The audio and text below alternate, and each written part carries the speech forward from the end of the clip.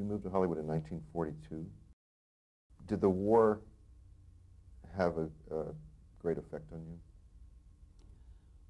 Well, yes. Probably I wouldn't have had any of the jobs I had if it hadn't been for the war, because usually men were drafted or went in the army, and women were not working that much then. So that was the reason I think I got these jobs. Someone had to leave, and I was the second woman hired at CBS on staff. The first one was Kathleen Height, and she had been there 6 months when I came, and mostly they only had men writers. So when you got to CBS, were you, the junior writer position, was that involved with programming? Yes, everybody wrote, and they told me that I would make me a senior writer.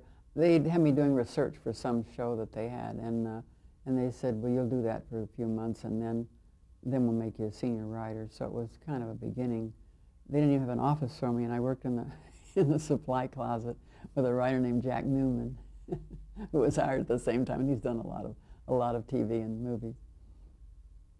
When did you first hear about television? Well, I think it was in the late 40s. They called all the writers and they took us to see something in a room, in a conference room, and it was all kind of, blurry and jerky. I said, well, what is that? It doesn't look like much of anything. And by this time we were working, I think it was about that time we were working for Lucille Ball on her radio show, which I'm sure is coming up shortly. And it didn't make any impression. I remember just saying, I don't know what they're talking about.